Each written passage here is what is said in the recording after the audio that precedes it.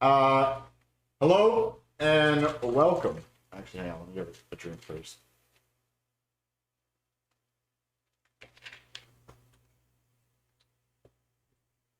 Hello and welcome. My name is Ganagoat. Today, I'm going to take you through how to set up Zero Hour for the first time and teach you a little bit about the basic fundamentals of the game. So, right now, we've just redeemed a key, and this is a first time run through of the game.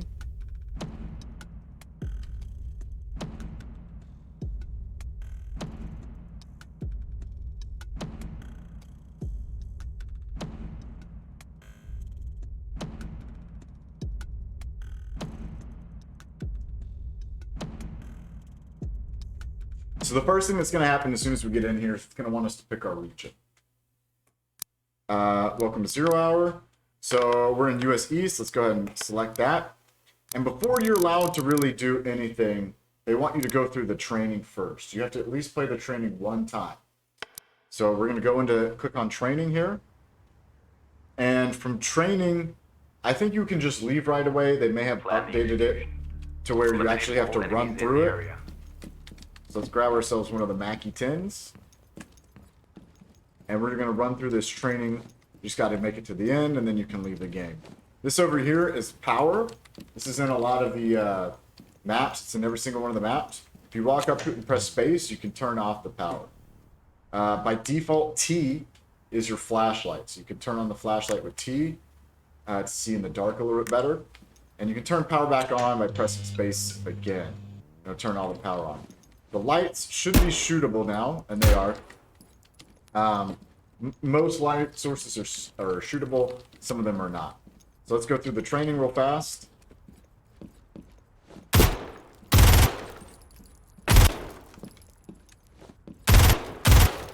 This is a door trap. You can walk up to it and press V to defuse it. You can also shoot the door trap and it'll explode. It does damage in a radius, so be sure that you are standing far enough away from it. This is a wall. At some walls, there are repel points. You can walk up to the wall and press space to repel.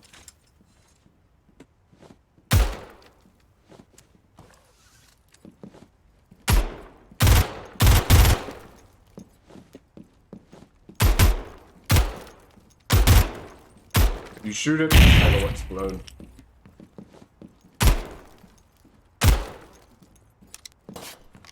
All right, 49 seconds, not bad. So after you've completed your trial, if you fail it or even if you succeed, it should let you return to the menu now and continue playing in PvP or co-op. Either way, we've got an achievement at the top. It says prepared and ready. So on your weapons, this might be one of the first things that you want to come in here and do. Set up all of your weapons. I recommend making your loadouts as light as possible, but still putting in all the cool utility that you want. So for this, I would maybe put a flashlight on it. The Alphon MX PS2 sight is really nice. It's got like a holographic look to it with a dot in the middle. It's nice and small so that you can still see your targets. Muzzle, I usually like to put none. Some people might put the suppressor on it. The Kyanite is the AK-47. They're just not allowed to use the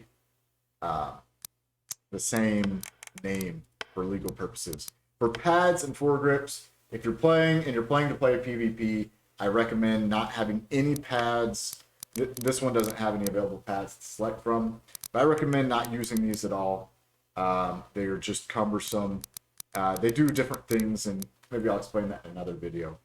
And foregrips. The foregrips reduce horizontal recoil if it's a vertical foregrip, and if it's a horizontal foregrip, it will reduce the amount of time that it takes to ADS. So here we have the SCAR or SR762.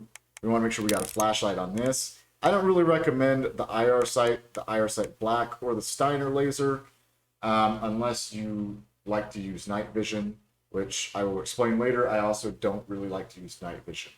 So I always have a flashlight on. I use the ACOG 2X sight on this because it's the only gun with an ACOG 2X sight.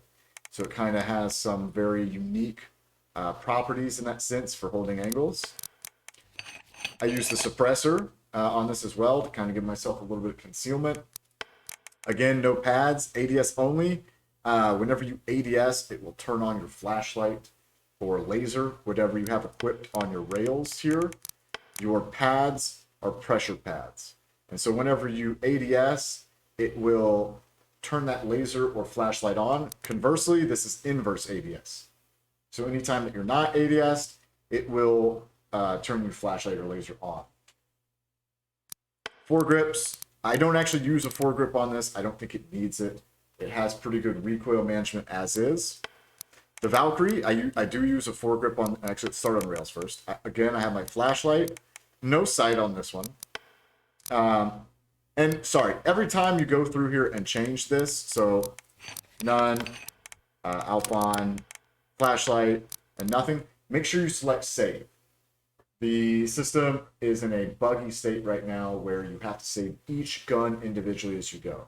So make sure you go down to the bottom and you select save per gun as you change it up. So if I were to add a foregrip, I might select save to unadd it. For the Valkyrie, no sight, no muzzles, no pads, and I do put the foregrip on this for extra vertical stability. What else do we have? Again, you can do these as you want. This one has an IR sight on it. I'd probably actually put nothing on this. I've got the Alphon MPX2 sight. That's my favorite one now. But you see, for some of these guns, there's a lot of customizability with them. So you can feel free to select any of these. I recommend coming in and testing them out one by one. So make sure that once you make your changes, you select save. And you should do this for each one of your guns. We can go through some of the bigger ones that I would do it for, like the M4. Got a flashlight, again the Alphon. I do have a suppressor on this. No pads. And I put the vertical foregrip. I rather like having a vertical stability when I'm shooting rather than just being able to pull it up faster. Running and gunning is not a good tactic in this game. It's usually better to hold ankles.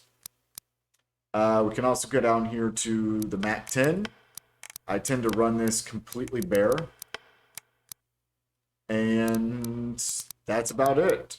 The other guns I don't tend to use too much. Those would be the main ones. So the next thing that you're going to want to do is check out your settings.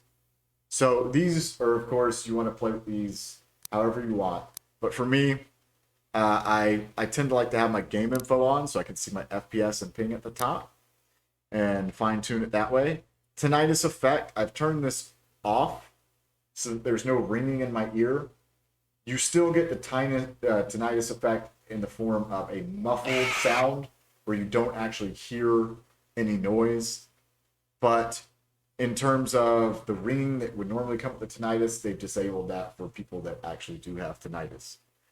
My sensitivity is 14. My ADS sensitivity is 14. My field of view is 60.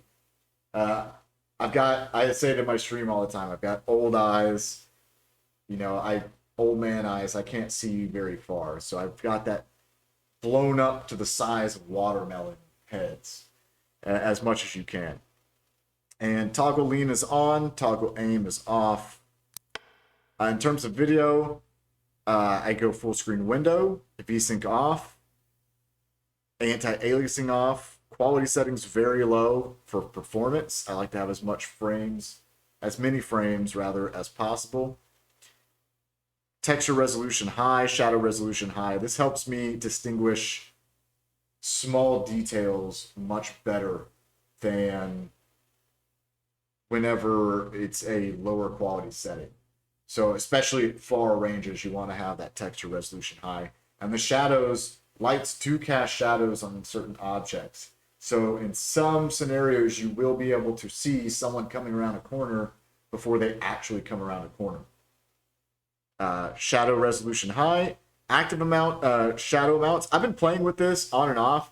I think it starts at default 5. You can change this to 15. I don't know how much it actually helps or what it has done differently, but someone recommended that to me. Sensor extreme gore. I have this turned off. apparently if you censor extreme gore, it actually negates some of your FPS. This takes effect extremely noticeably on Cafe 14. So I have that turned off for FPS issues. Also, I don't really mind the extra gore. FPS cap, I have that turned on. Otherwise, if it, let's see if I apply this, you can see my FPS is going up to 700 or 800. Sometimes it'll be up at, it used to be up at 900. If it goes up too high, my computer starts freaking out, redlining, my temperatures go too high, and then my screens just go black. So make sure you turn that on if you have a pretty good GPU and not a very good cooling system. Motion blur off, bloom off, screen space reflections on. I actually don't think this does anything yet. Depth of field off and ambient occlusion off. I don't like all that visual effects things. Again, my system is streamlined for performance. In terms of audio, if you're streaming or you have kids or whatever the case is and you don't want them to hear vulgar content, make sure that you turn your voice chat volume all the way down.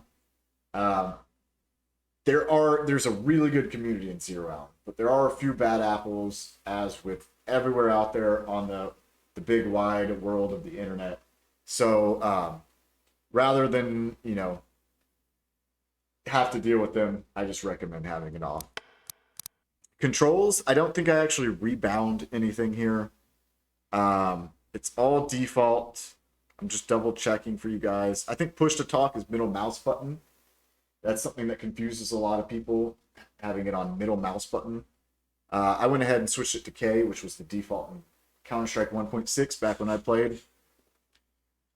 And yeah, that's it for all your controls. There's a few sections in here for learning if you want to read about things that the developers have put out there for tips and storyline. This is your badge section. In your badge section, you'll earn these as you play. You've got your ace badge, that's for getting 5 kills. This one's for getting a grenade kill. This one's for getting 950k points, and so on and so forth. They all kind of have different achievements, if you will, in game. So with your entire account configured and everything going, let's go over some of the fundamentals. We're going to go over here to custom match and hop in a custom match game on, I think Embassy Raid is a good one. And we're just going to quickly discuss some of the things that you might run into initially and might have questions about.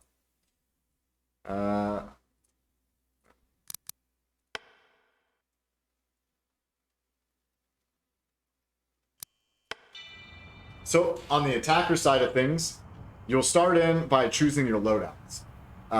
Since we already went into our weapons section and set up our modifications on our guns, we don't have to do that. It's already set up for us. So we just want to select the weapon that we want.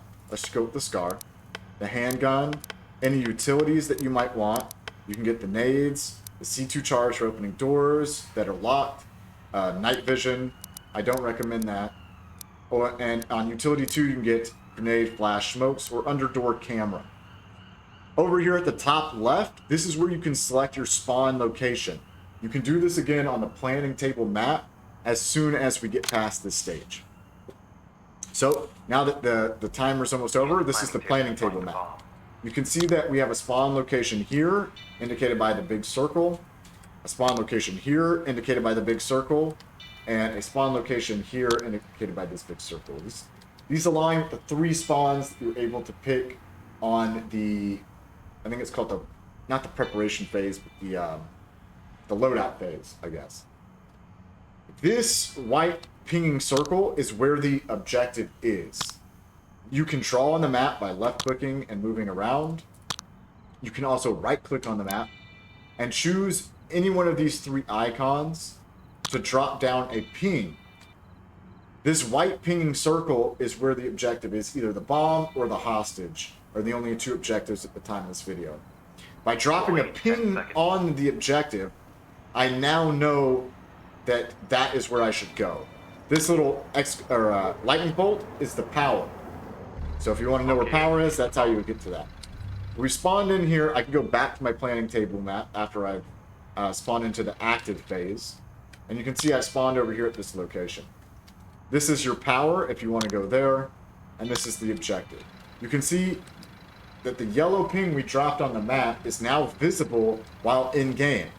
I now know where the objective is at all times, and I can focus in on making my way to the objective.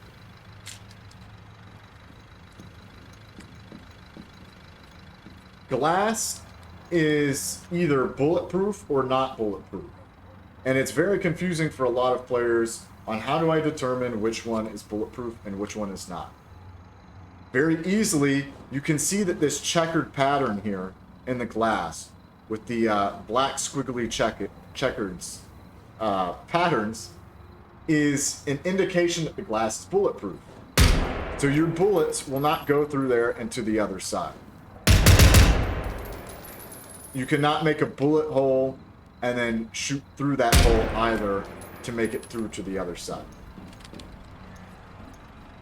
Different kinds of doors are penetrable. This type of metal door that is a black door is penetrable and can be shot through. I think you'll see that right there, my bullets impacted on the other side. Other doors that are glass that have a checkered pattern are not bulletproof. These, again, just like the glass for the windows and the walls, cannot be shot through. There's a second type of glass door that doesn't have a checkered pattern on it that you can shoot through.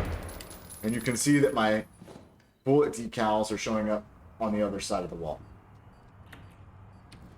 All walls, brick, plastic, concrete, wood, none of these walls are penetrable and can be shot through. Some props can be shot through. I think that recently they made the couches bulletproof so that you can't shoot through them. Actually, no, looks like it's still not bulletproof. You can shoot through these couches. But if it is a prop out in the middle of a room or up against a wall, usually like this, you can shoot through them. If it is a wall like this, you cannot shoot through it. When to turn power on and when to turn power off. So, for me, there are only a very few instances where you should turn power on. Number one, has your entire team committed to wanting to do power and turn it on? If yes, that's a good time. Everyone should have night vision or a flashlight at that point if they've agreed to it, and they should be ready to turn power on. If your team says, I do not want to turn power on, then likely it would be more beneficial to your team 30 seconds remaining to leave the power on and work as a team. Again, you can drop the pings at where power are so that you know how to get there. And just like in the beginning of the video, you can press space to turn the power off. 10 seconds remaining. The objective is the white pinging circle. 5 seconds remaining. And this is the hostage. You can run up the hostage and hold F to defuse. While you're defusing, you can turn around in 360 degrees and shoot while still defusing. That's an important note. That's something that a lot of other tactical games don't have. Is the ability to defuse while shooting and while turning around. Underdoor camera. So I'll show you guys what this is, but you can effectively put this underneath a door and use it to see what's on the other side. It's especially helpful on doors that aren't glass and would probably be contested on the other side. For your primary utility, you have a limited use, and these get used up per round. The same thing with your weapons. they each have a number next to them indicating how many times that your team can use that gun. If you die with the gun, then that number, that gun is subtracted from your gun economy. And so now you have lost the gun until the next time, or the next half, if you will, when you end up on attack again.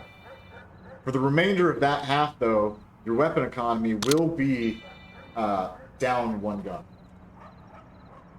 So in the instance that I die with a scar, you normally start out with 3 scars, you would then have 2. So let's take you through what night vision looks like Deploying in 10 and seconds. what the underdoor cameras look like.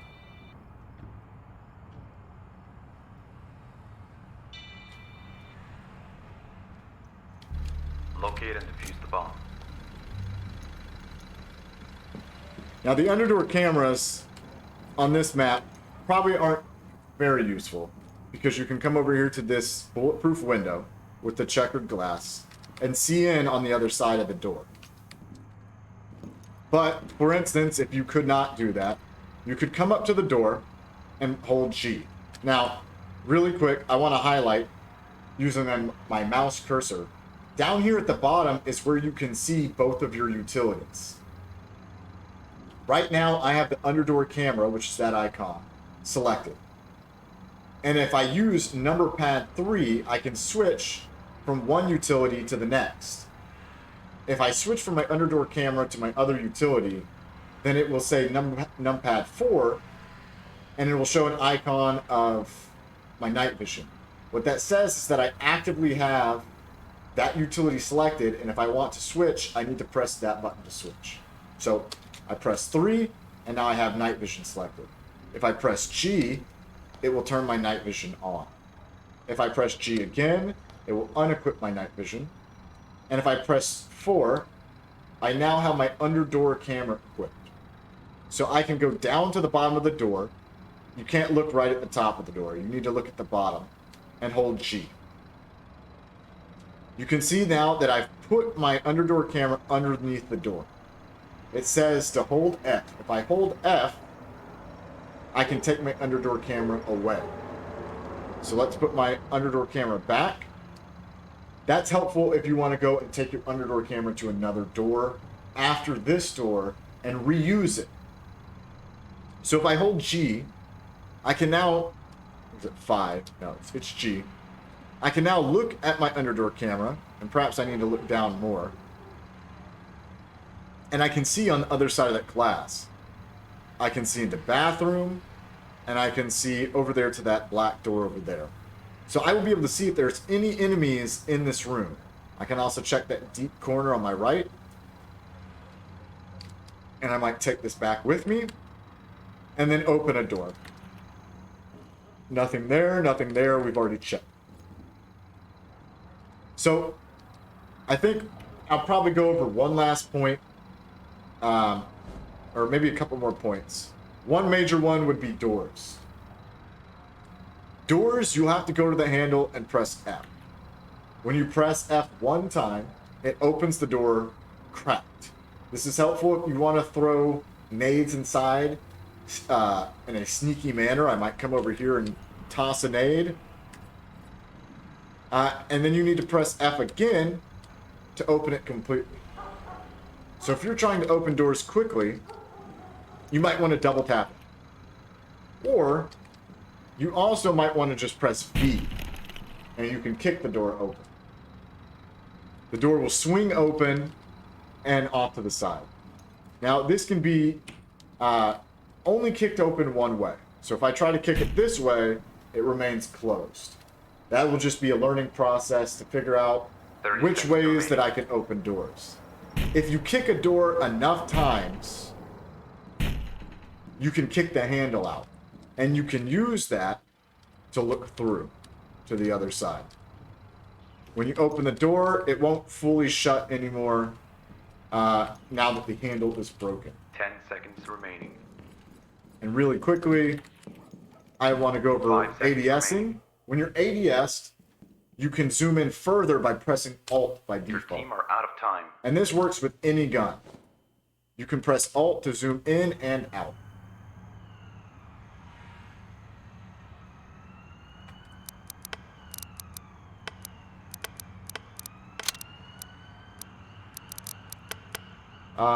Let's see, smoke grenades. I think smoke grenades are a very highly sought after utility for people and highly underutilized.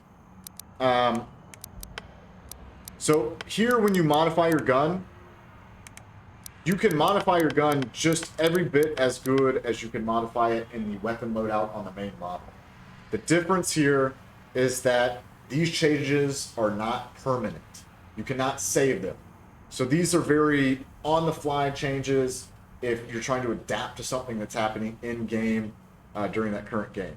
It gives you that flexibility. To find the bomb. But in terms of permanent changes and just for the quality of life and having the convenience to not have to do it every time, you will need to go back to the lobby to change your guns and your weapons and even your video options. If you change video options here, they will not stay permanent. They will only stay temporarily. As well as, I think, your gameplay options as well. Also, there are more video options for you to change on the lobby screen than on this screen. Another thing is Vote Team tab. This Vote Team tab, so you can get here by pressing Escape. And then go through these tabs. You can use this tab to mute Deploying players 10 individually. It doesn't really work super well, but you can make it work. Locate and You can also, that's where you would go to report players. So let's have a quick look at lights with night vision on. Again, night vision, please make sure that your teammates are on board with having their night vision on. You know, maybe if they're very adamant about having night vision off or like having power on at all times, then you know, maybe try to come to a compromise. Play two rounds with the lights on, 1 round with the light off. You know, work together as a team. These are cameras. The defenders get to use cameras. They're the only ones that can use cameras. And they can use those cameras to spy on you on different places in the map. It's very helpful to shoot those cameras out so that defenders don't have extra knowledge of your whereabouts before you know where they are. So we're going to turn the power off, and you can see at the bottom we have night vision selected. We're going to press G. And now we can walk around with our night vision on. One thing to note is that you don't bring the gun up right to your eye when night visioned. This is why a lot of players that play with night vision on tend to have lasers on their gun. The laser will help you identify where your gun is actually aimed and be able to aim more accurately that. Let's turn this back on. And there are multiple camera places around the map. And it's going to be up to you to figure out where those are. It can be very helpful to go to the defender side, press 5. On attacker, it takes you to the planning table map. On defense, it takes you to the defender side of the map. Sorry, not the defender side map, but the cameras. You can press 5 and spot those out. Repelling is much like Siege, if anyone has ever played Siege. You go up to a wall and you press space. There's only certain places that you can do it. And when you're ready to rappel into a place, you can press space again and you'll go through a vaulting animation. To jump over a ledge, you can press space and you will vault over the ledge. I think that about does it for the fundamentals of the game. I hope you guys enjoyed the video. Comment, like, subscribe, all that fun stuff. And come follow me at twitch.tv/GannaGoat, where you can watch me play 0 Hour and I can answer some more of your questions.